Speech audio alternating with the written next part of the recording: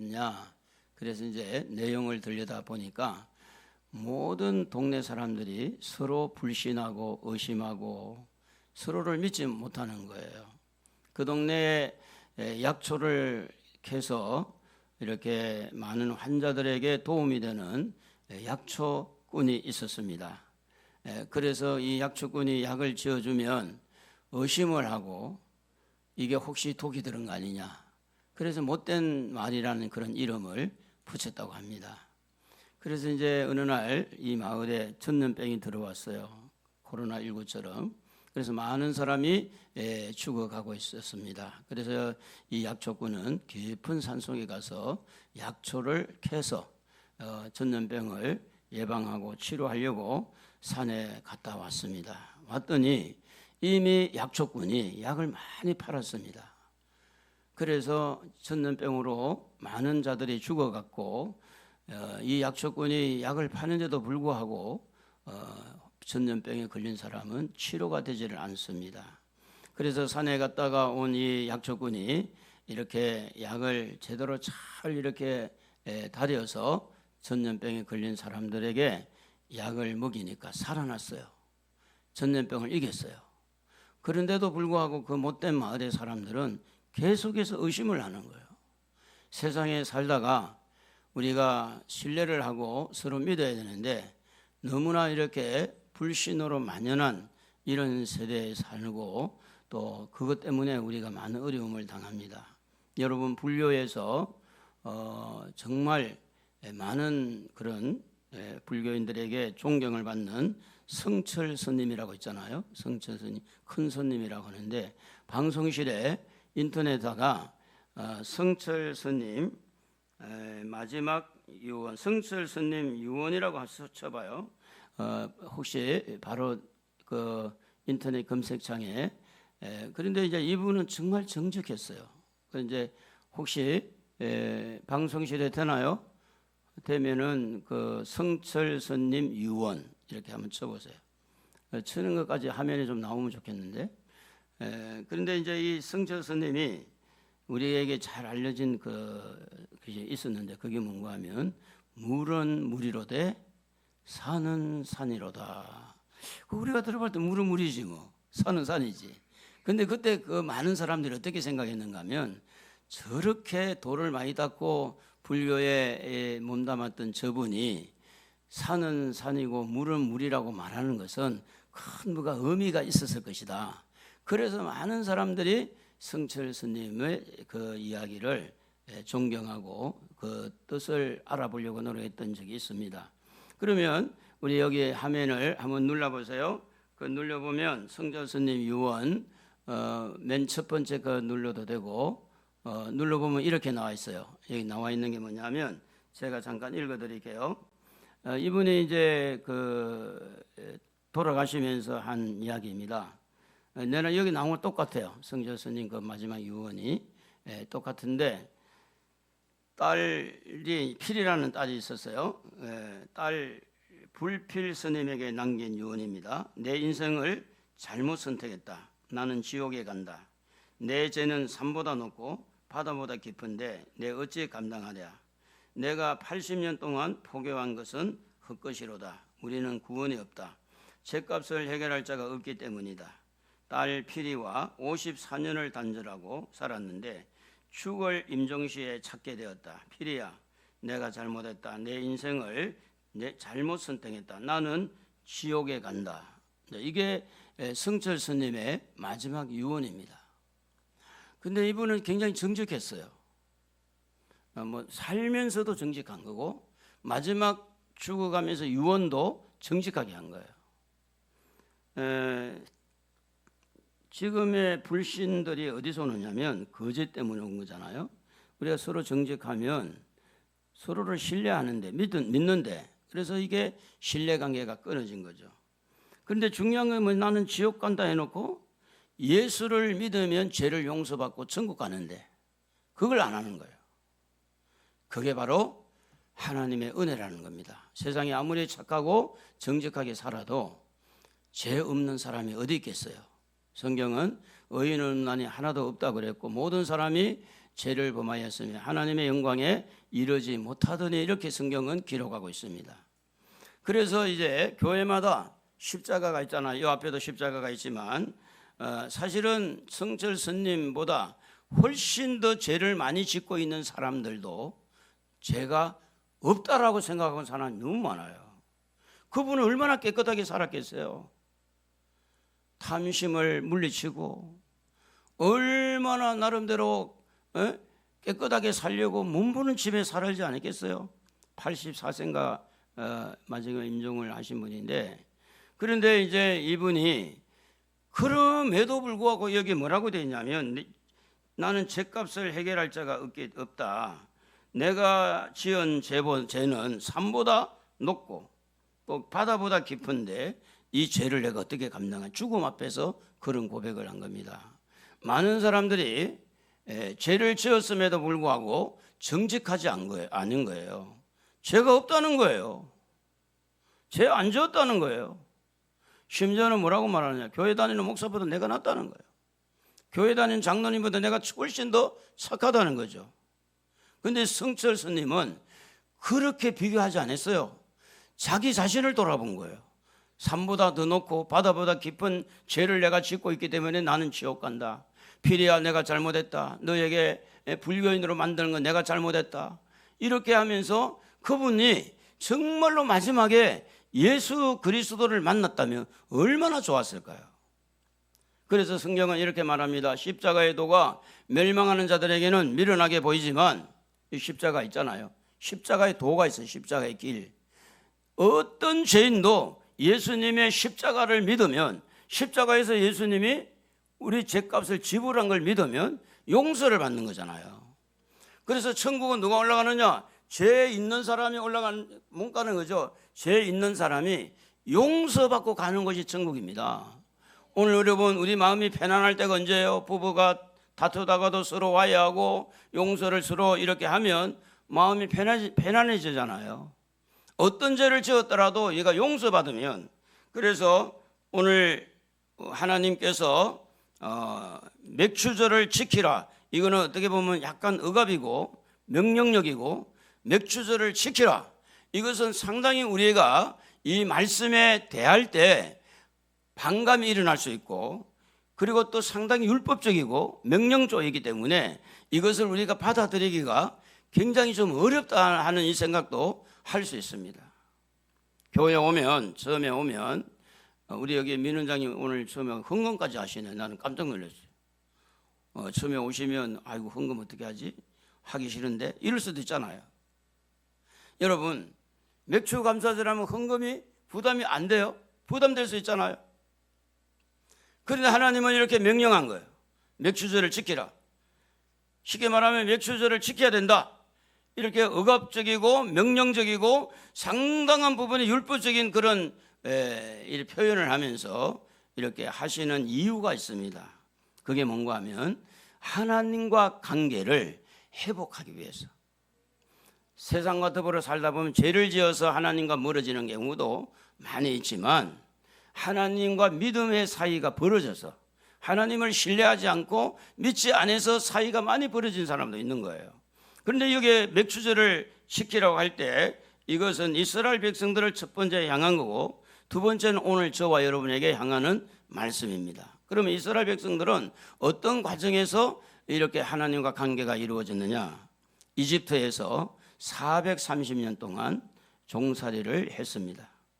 그 종살이를 할 때 그들은 매를 맞고 평생도록 일만 하고 벽돌을 굽고, 그 지금 고고학적으로 다 지금 이 이스라엘 가면 그 룩소라는 데 가도 그렇고, 그 당시 이스라엘 그 종살이 할 때 지은 건물들이 다 지금 고고학적으로 발견되고 있지 않습니까? 그러니까 이제 그런데 종살이를 하고 있을 때 이스라엘 백성들을 하나님이 모세를 지도자로 삼아가지고 그들을 이제 거기에서 종살이에서 벗어나게 합니다.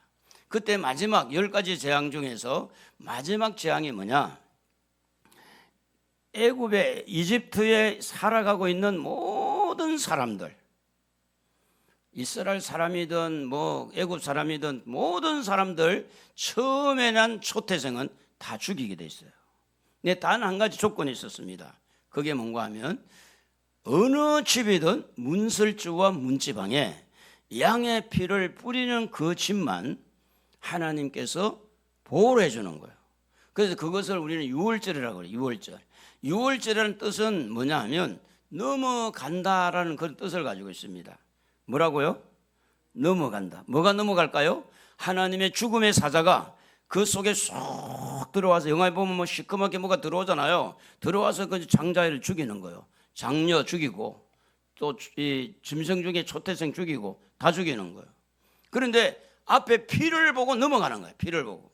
그러면 그 피는 양의 피지만 오늘 우리로 말하면 누구의 피예요? 예수 그리스도 피입니다.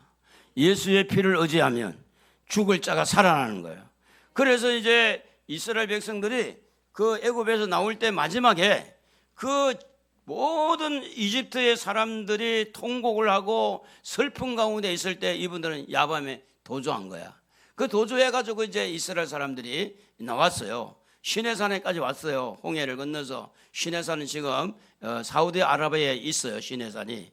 그 당시에 이제 홍해를 건너갔을 때 여러분 인터넷 찾아보세요. 홍해 가를 때 거기에 애굽의 군인들이 그 당시에 마차가 있었어요. 마차가 그 바닷속에 묻혀 있는 거 지금도 다 김승학이라고 하는 장로님이세요. 그 김승학이라고 치면은 그런 것들이 다 나와 있어요. 그래서 현재 시내산은 어느 쪽이냐?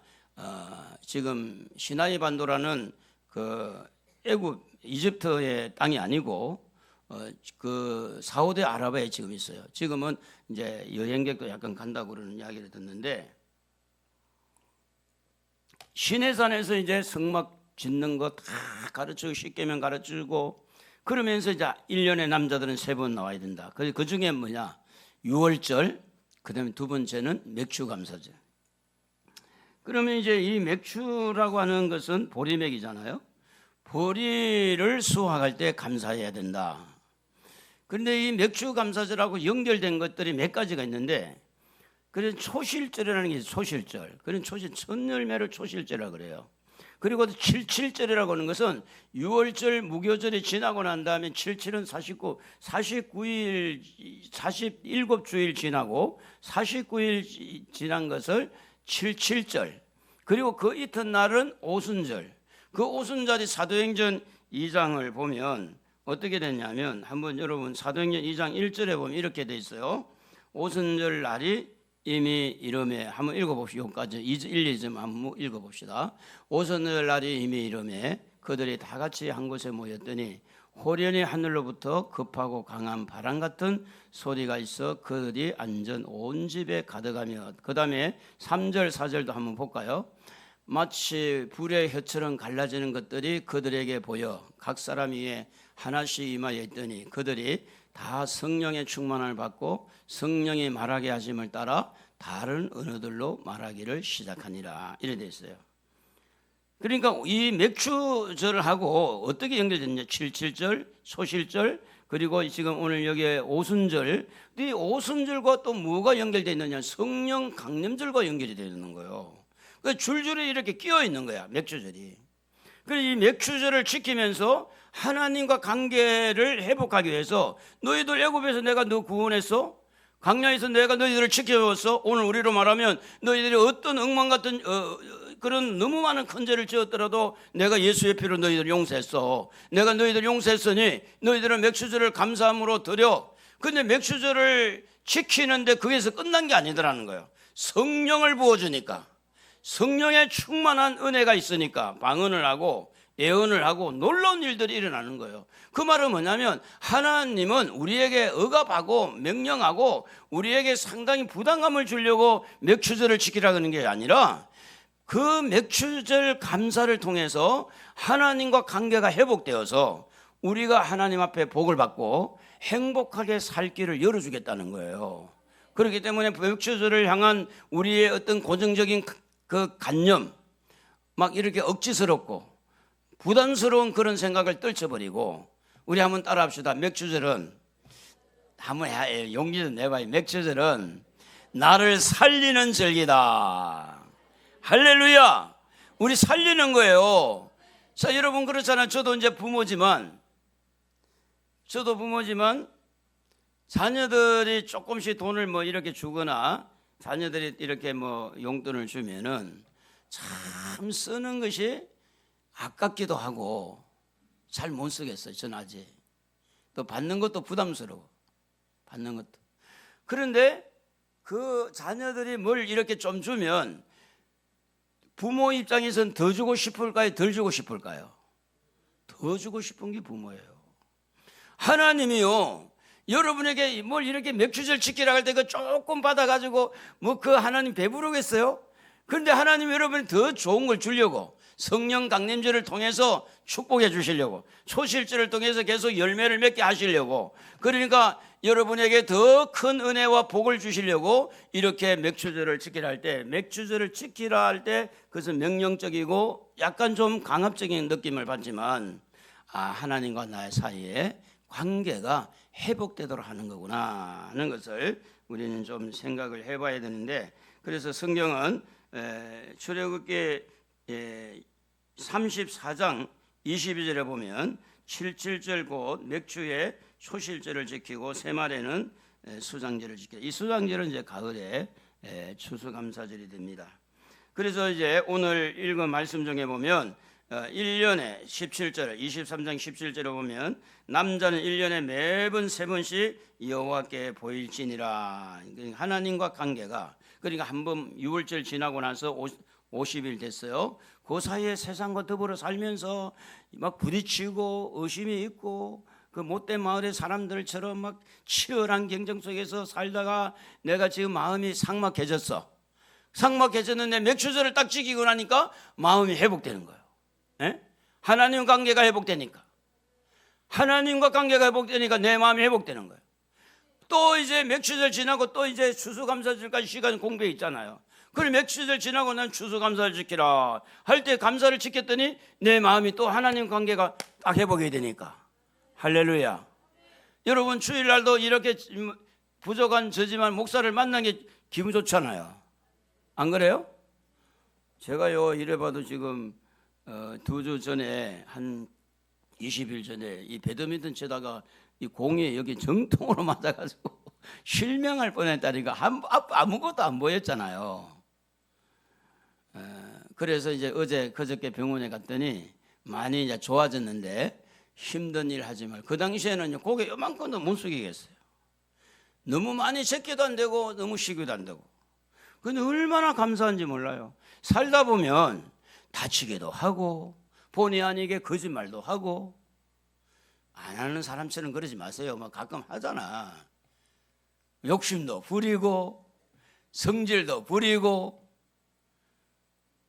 마음은 막 죽이려면 살리려면 이러면서 끝으로는 아니야 이렇게 막 이중적이고 그런 행동을 보이다가도 하나님 앞에 나와서 감사의 절기를 제대로 드려서 하나님과 관계가 회복되어지면 우리의 마음에 안에 들어있는 모든 것들이 회복되고 우리가 행복한 길을 갈 수 있으니까 절대 여러분 맥주절 감사, 추수감사, 부활절 감사가 여러분에게 부담이 안 되고 여러분에게 복이 되기를 원합니다.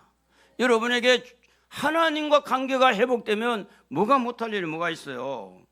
우리 성도들은 알잖아요. 처음부터 우리 교회 나오신 분들은 우리 정건사님이라든지 최건사님, 이옥정 건사님 저를 너무 잘 알잖아요. 잘 아니까 하나님께서 어떻게 하시고 어떻게 인도하시고 너무 잘 알잖아요. 하나님과 관계가 회복되어야 마음이 안정이 돼요.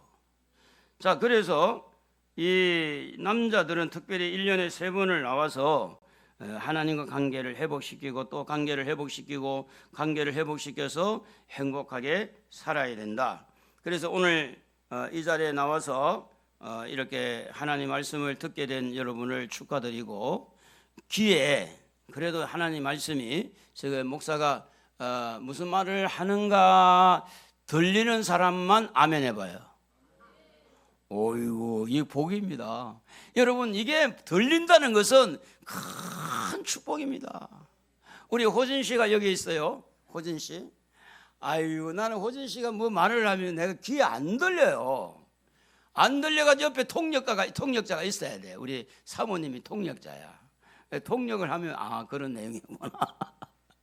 여러분, 목사가 설교할 때 귀에 들린다는 것은 하나님이 여러분에게 은혜를 베풀고 있다는 거고, 하나님이 여러분에게 이 말씀을 통해서 살리려고 그 말씀이 들린다는 건데, 성경을 찾아보니까 우리가 쓰고 있는 이 성경입니다. 개정개혁 성경이라고 그래요. 우리 지금 쓰고 있는 이 성경책이 무슨 책?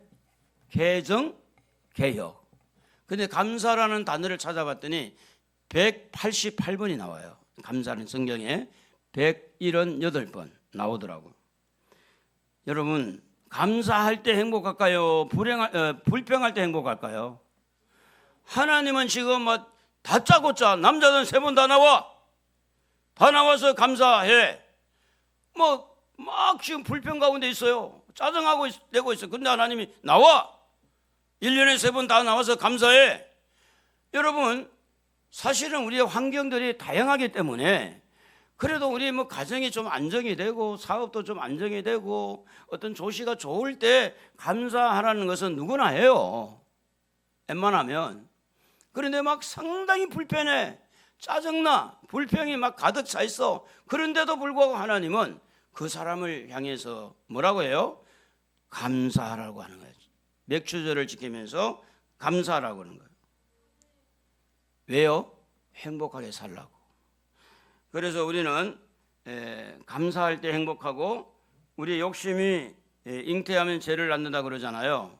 그래서 욕심 때문에 돈을 좀 많이 버는데도 불구하고 히딩크 감독이 말한 것처럼 아직도 나는 목말라 이렇게. 그러니까 세상 끝날까지 목마른 거야.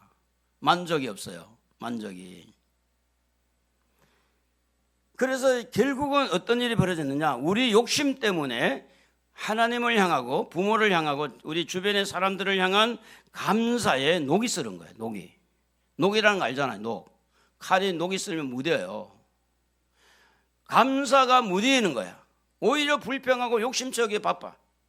그래서 오늘 우리는 감사할 때 욕심의 녹을 걷어내고 하나님 앞에 감사하고 또 우리 주변에 있는 사람에게 감사해야 되겠다. 그래서 오늘은 특별히 하나님 앞에 감사하는 날인데, 그러면 우리가 어떤 마음으로 하나님에게 감사할 수 있느냐? 첫 번째는 하나님께서 나를 버리지 않았다. 한번 해봅시다. 하나님은 나를 버리지 않았다라는 말이에요. 왜냐? 하나님이 지금 나에게 말하잖아요. 하나님이 여러분에게 말하잖아요. 뭐 하라고? 맥주절을 지키라고. 이걸 남한테 말하는 게 아니고 하나님이 여러분에게 하신 말이고 저에게 하는 말이죠. 그러니까 이 맥주절을 지키라고 하는 그 말이 들렸다는 것은 하나님이 나를 버리지 않았구나. 부족하지만, 연약하지만 나 같은 죄인도 하나님의 음성을 듣고 하나님 나까지도 맥주절을 지키라고 그러네. 나 너무 부족한데. 그 말은 하나님의 자녀이기 때문에, 하나님과 관계가 이어져 있기 때문에 하나님 앞에 할 일을 하라고 말씀을 하는 겁니다. 오늘 우리가 부족하지만 나름대로 기도하고 있죠. 부족하지만 나름대로 찬송하고 있어요. 찬송을 부르면서 기도를 하면서 가끔 우리는 울컥할 때가 있습니다. 다시 말하면 마음이 움직입니다. 또 예배 중에 예배를 드리면서 우리의 마음이 시원함을 얻고 우리의 마음의 연약함을 어루만지면서 성령의 임재를 경험하기도 합니다. 그 말은 뭐냐면 하나님이 말씀 가운데, 예배 가운데, 기도하는 가운데 하나님이 여러분을 버리지 않았다는 사인을 주는 겁니다. 그래서 은혜를 받게 하고 눈물을 흘리게 하고 마음에 감동이 되게 하고 움직이게 하는 이 모든 것은 하나님 나를 버리지 않았구나. 하나님이 맥주절을 지키라고 하는 이 말씀을 나에게 한 것은 하나님이 나를 버리지 않았구나. 이 말씀을 많은 사람들이 듣지 못하는 사람이 너무너무 많은데, 사실은 제가요 이 말씀 안 하려고 그랬어요. 왜냐하면 이 말씀을 성도들이 받아들이기가 명령적이고 약간 좀 흥금, 막 성도들이 빼내는 느낌이 있고 성도들을 흥금하라고 그런 것 같은 이런 선입견들이 이 말씀을 안 전하고 싶었어요. 그런데 이제 우리 아내도 아니 맥주 감사주인데 왜 안 하냐고 지난주. 아이고 이거 해야 되겠다. 전해야 되겠다. 그 결정을 했어 제가. 맥주 감사절 설교를 못해서 안 하는 게 아니고 안 하려고 해서 안 한 거예요. 안 하려고 해서. 그런데 하나님께서는 저의 마음을 움직여서 오늘 여러분 부담스럽고 헌금 이렇게 내라고 한 것처럼 들릴지 몰라도 이 말씀을 오늘 이 자리에서 선포하게 된 것은 하나님이 여러분을 버리지 않은 겁니다. 하나님은 여러분과 관계가 회복되기를 원한 겁니다. 그래서 하나님은 여러분을 사랑한 거예요. 그래서 이 말씀을 듣는 것, 이 말씀이 들리는 것, 이 말씀을 깨닫는 것은 하나님이 여러분에게 은혜를 베풀려고 깨닫게 하고 들리게 하고, 어떤 사람은요, 우리 노예도 마찬가지더라고. 목사님 노예장이 설교를 하는데 개같이 귀가 좀 어두우니까 막 요래가지고 해도 안 들리고 저래도 안 들리고, 이 방송 매스컴 방송 이 시스템도 좋아야 되지만 말씀이 또록또록 이렇게 들리면 나도 잘 듣겠는데 막, 근데 어떤 또 노회장님은 말씀이 너무 잘 들리는 거야. 여러분 귀에 하나님 말씀이 들리면 하나님의 은혜인 줄로 믿으시길 바랍니다. 그래서 여러분이 그렇구나 깨닫는 것이 하나님 나를 버리지 않았구나. 요한복음 14장 18절에 보면 내가 너희를 고아와 같이 버려두지 아니하고 너희에게로 오리라고 말씀하고 있습니다. 그래서 예수님이 생각나게 하고 성령님이 오셔서 여러분과 함께하면 여러분은 고아가 아니에요. 여러분은 하나님과 함께하는 자들이죠. 히브리서 15장 13장 5절을 한번 여러분 읽어볼까요? 같이. 돈을 사랑하지 말고 있는 바를 족한 줄로 알라. 그가 친히 말씀하시기를 내가 결코 너희를 버리지 아니하고 너희를 떠나지 아니하리라 하셨느니라. 히브리서 기자가 이 히브리서 편지를 보낼 때 그 대상자가 돈을 너무 좋아하는 거예요. 돈을 사랑하는 거예요. 그래서 돈을 사랑하지 말고, 그래서 세상에 돈을 사랑하는 사람도 하나님은 포기하지 않고 그들에게 하나님 말씀을 들려주는 거죠. 돈을 사랑하지 말고, 그래서 있는 바를 족한 줄 알고, 있는 바를 족한 줄 알고, 그리고 이제 내가 결코 너희를 버리지 않겠다. 너희를 떠나지 않겠다. 그게 주님의 약속이죠. 그래서 하나님이 여러분을 떠나지 않습니다. 함께합니다. 그래서 신명기 4장 31절에도 보면 하나님이 그가 너를 버리지 아니하시며 너를 멸하지 아니하시며 조상들과 맹세한 언약을 잊지 아니한다. 신명기 31장 6절에도 보면 너를 떠나지 아니하시며 버리지 아니하실 것이라. 하나님이 떠나지 않은 거예요. 하나님이 버리지 않는 거예요. 그래서 부담스럽지만 맥주절을 지키라고 명령하는 거예요. 하나님이 떠나지 않았다는 거예요. 그럼 하나님이 완전히 떠나버리면 호진 씨도 이제 잘 귀를 기울이고 불면증도 원장님 좀 효과가 있죠. 나중에 치료 좀 불면증 이기라. 그러니까 이제 무슨 이야기 하다 그랬지? 너 때문에? 그래서 이제 뭐냐면 우리 하나님이 우리를 떠나지 않는다고 약속을 한 것은 하나님과 우리 사이에 계속 말씀으로 커뮤니케이션 하는 거예요. 말씀으로. 그래서 귀에 말씀이 자꾸 들려야 된다는 거예요. 그게 하나님과 관계가 회복이 될 수 있는 길이 열리는 거니까. 그래서 우리는 참 부족하고 우리 연약하기 때문에 우리가 우리를 생각해도 정말 싫을 때가 있잖아요. 내가 나를 생각할 때. 이거는 아니야. 비양심적이고 비윤리적이고 비신앙적인 나의 모습을 보고 다른 사람이 나를 보는 것보다 내가 나를 봐도 마음에 안 들어. 그런데도 불구하고 하나님은 내가 나보다 더, 하나님은 내가 나를 아는 것보다 하나님은 나를 더 많이 알면서도 하나님 나를 버리지 않는 거예요. 내가 너를 떠나지 않겠다. 내가 너를 버리지 않겠다. 우리 잘 아는데 누가복음 15장에 탕자 비유가 있잖아요. 아들이 둘이 있었어요. 그 둘째가 욕심을 부린 거야. 아빠 내 목 내놨어요. 그래서 아빠가 줬어요. 자기 목숨 갈아가지고 먼 나라에 가서 그냥 허랑방탕 막 놀고 여자들은 놀고 술 먹고 완전히 그 방탕 생활을 하다가 알거지가 됐잖아요. 그 알거지가 돼가지고 남의 집에 가서 일을 하는데 그것도 돼지가 먹는 지엽 열매를 먹고, 우리나라로 말하면 아카시아 씨앗 정도 돼요. 아카시아 씨앗, 지엽 열매가 아카시아 씨앗 따먹는 것처럼 그렇게 돼지 먹는 걸 먹다가 딱 생각이 떠오르는 거예요. 우리 아빠 집에 가면 종들도 밥을 먹는데, 그래가지고 돌아온 거야. 돌아왔을 때 이 아버지는 목욕을 시키고 새 옷을 입히고 새로운 신발을 신기고 송아지를 잡고 이렇게 해서 막 잔치가 벌려지는데, 성경은 그렇게 기록합니다. 누가복음 15장 24절에 이 내 아들은 죽었다가 다시 살아났으며 내가 잃었다가 다시 얻었노라. 32절에 보면 네 동생은 죽었다가 살아났으며 내가 잃었다가 얻었기로 우리가 즐거워하고 기뻐하는 것이 마땅하니라. 오늘 우리가 하나님은요 이와 같아요. 이 탕자 비유에서 둘째 아들이 죄를 그렇게 많이 짓고 아버지의 재산을 축내고 못된 행동을 했음에도 불구하고, 아버지는 그 아들이 올 때에 아들이 먼저 본 게 아니고 아버지가 그 아들을 먼저 보고 목을 끌어안고, 목을 끌어안고 살았다고. 이게 하나님의 사랑입니다.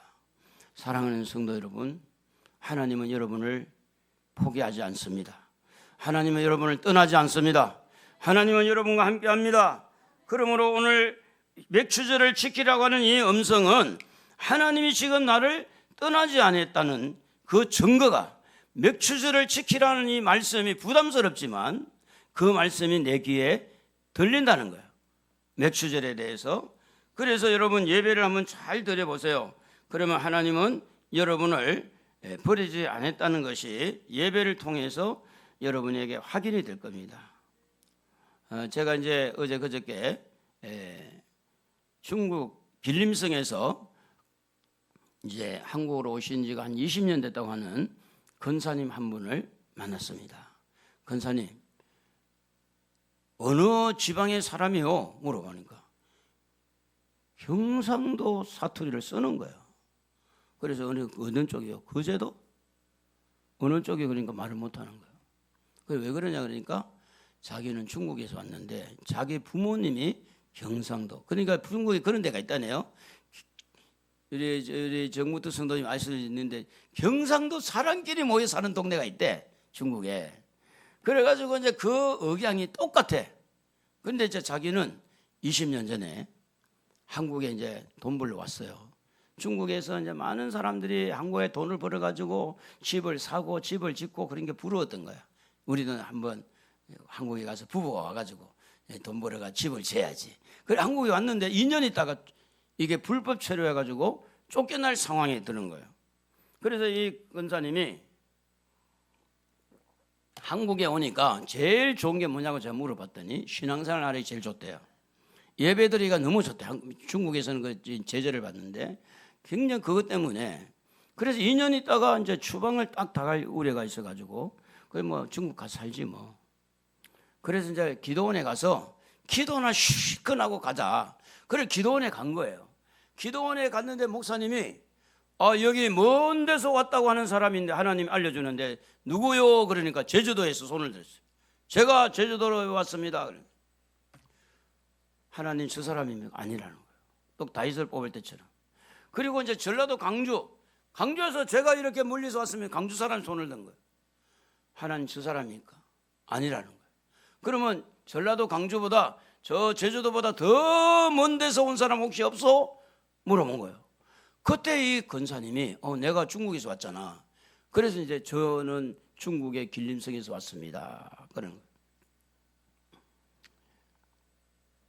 그래 하나님이 당신이 왜 이 기도원에 왔는지 물어보고 있는데 왜 기도원에 왔어? 그래 물어보니까 그래 이제 자초지종 이야기를 한 겁니다. 내가 불법 체류가 돼가지고 이래서 지금 이제 기도나 실컷하고 그래 기도원에 와서 기도하고 가려고 그렇게 왔습니다. 근데 이제 이 목사님이 하나님이 이분 성함이 김화자인데 김화자 하나님이 당신을 너무너무 사랑한답니다. 그리고 한국을 떠나지 말라고 합니다. 자기는 떠나려고 그러는데 떠나지 말라고 그러는 거예요. 그래가지고 하나님 앞에 그 자리에서 그러면 통곡을 하고, 하나님 나를 버리지 않았구나, 하나님 나와 함께 하시구나. 그 자리에서 하나님 만나가지고 통곡을 하고 그냥 그 자리에서 이제 회개하고 하나님을 제대로 이제 모시게 됐는데, 그리고 나서 그 목사님이 다른 교회 목사님한테 전화를 했대요. 당신 교회 사람 필요하지 않냐? 우리 지금 2사람 필요하다. 이 부부가 있는데 그럼 우리 이 교회 와서 여기 있으라. 그래가지고 이제 거기 연결돼가지고 있다가, 그러면 5년에 있으니까 영주권이 나와가지고 지금 아들 불러드리고 저 며느리 이제 불러드리려고 준비하고 있고 손주까지. 자기는 이제 버림받은 것처럼 느껴서 기도나 하고 하려고 이렇게 했는데 하나님이 버리지 않았다는 것을 말씀을 한 겁니다. 사랑하는 성도 여러분, 찬양이 되고 기도가 되고 말씀이 들리는 것은 하나님이 여러분과 함께하는 줄로 믿습니다. 여러분을 버리지 않았다는 겁니다. 그러면서 우리는 어떻게 해야 되느냐? 어떻게 하나님 앞에 감사할 수 있느냐? 하나님의 손에서 보호받고 있다는 이 믿음으로 감사할 수 있습니다. 요한복음 10장 28절에 보면 내가 그들에게 영생을 주노니 영원히 멸망하지 아니할 것이요 또 그들을 내 손에서 빼앗을 자가 없다. 하나님의 예수님의 손에서 빼앗을 자가 없다. 저도 이 아구심이 좀 괜찮거든요. 아구심이 괜찮은데 웬만한 사람 제가 춤을 꼭 쥐고 있으면 못 뺏어요. 제가 이 아구심이 있어가지고. 근데 예수님의 손에서 우리를 빼앗을 수 없다는 거예요. 예수님이 나를 보호하고 있다는 거예요. 보호하고. 그래서 예수님은 우리에게 영생을 주시고 우리에게 이렇게 길을 열어주시고 우리를 붙들고 보호하시는 분이기 때문에 절대로 여러분은 망하지 않습니다. 그리고 여러분 절대 지옥 가지 않습니다. 예수님이 여러분을 붙들고 있기 때문에. 그래서 로마서 5장 8절에 보면 이렇게 돼 있잖아요. 우리가 아직 죄인 되었을 때에, 로마서 5장 8절에 죄인 되었을 때, 아직이라는 것, 여전히 죄 가운데 있을 때에 그리스도께서 우리를 위하여 죽으심으로 하나님께서 우리에 대한 자기의 사랑을 확증하셨느니라. 우리가 착할 때 예수님이 죽은 게 아니라니까요. 죄를 짓고 있는 그 상태에 있을 때 예수님이 죽으신 거야. 그러면서 우리를 손으로, 예수님의 손으로 딱 잡은 거예요. 너는 내 것이라고. 그래서 로마서 8장 35절에서 이렇게 쭉 보면 이런 말씀이 나와 있어요. 누가 우리를 그리스도의 사랑에서 끊으리요? 환난이나 공고나 박해나 기근이나 적신이나 위험이나 칼이다. 여러분 38절 39절 같이 한번 읽어봅시다.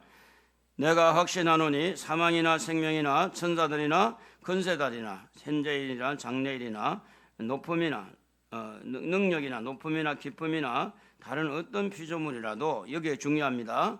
우리를 우리 주 그리스도 예수 안에 있는 하나님의 사랑에서 끊을 수 없으리라. 이 하나님의 사랑의 손이에요. 우리 주님이 우리를 붙들고 있을 때 그 손은 용서의 손이고 우리를 사랑하는 손이고 우리를 보호하는 손이고 우리를 인도하는 손이라는 거예요. 그 손에서 누구도 빼앗을 수가 없어요.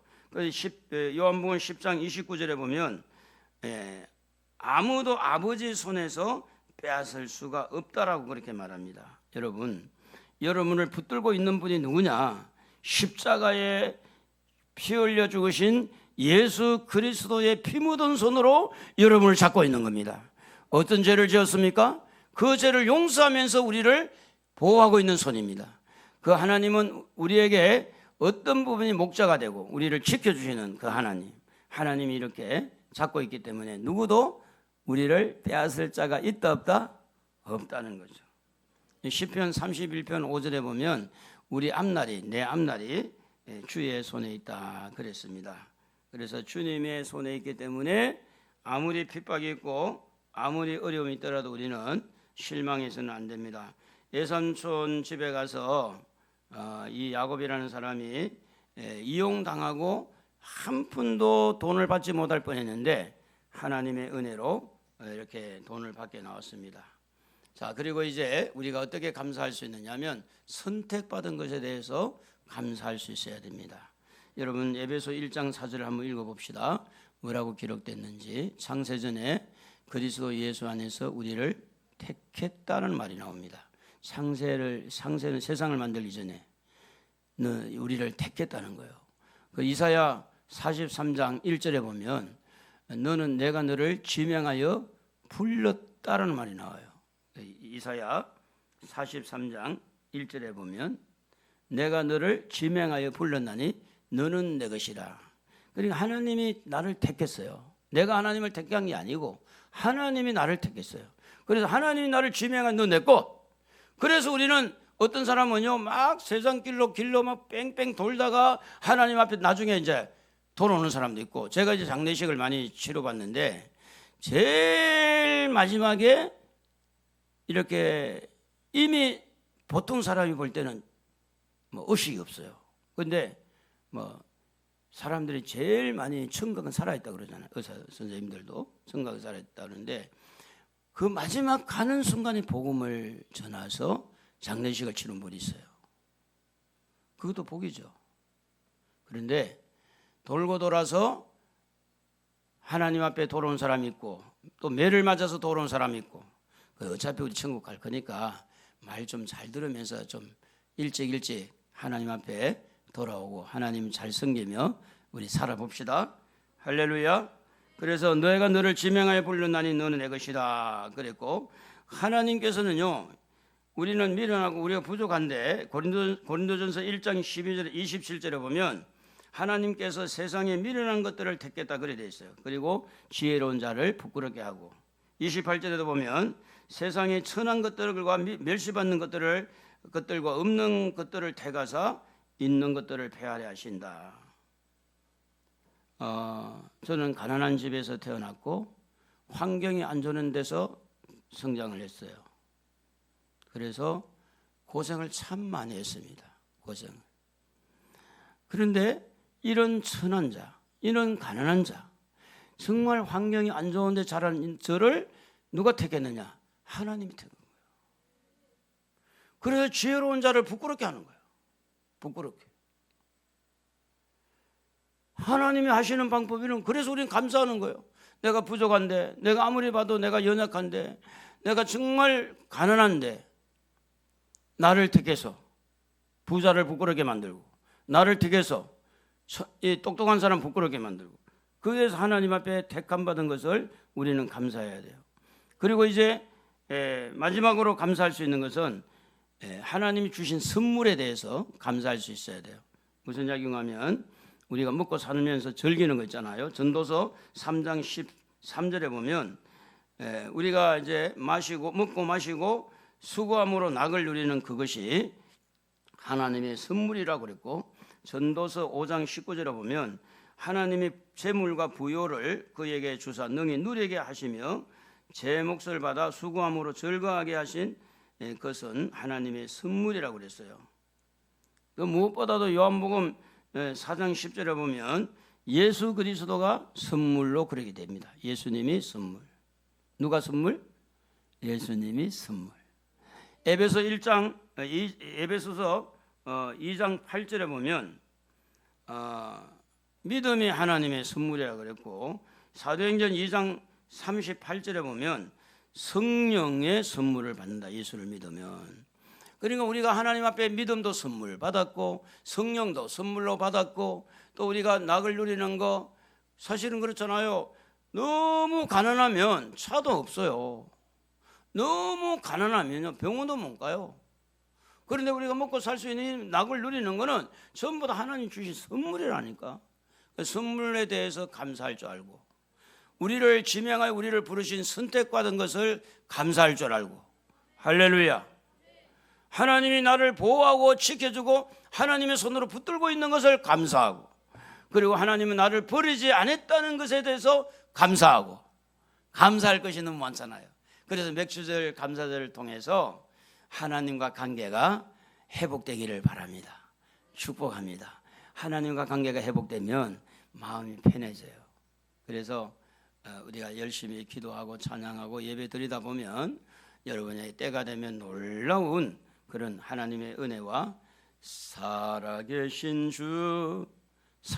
주님을 하나님께서 만나줄 거예요. 그래서 그때를 생각하면서 우리 열심히 살 수 있기를 바라고 우리 316장 우리 찬양을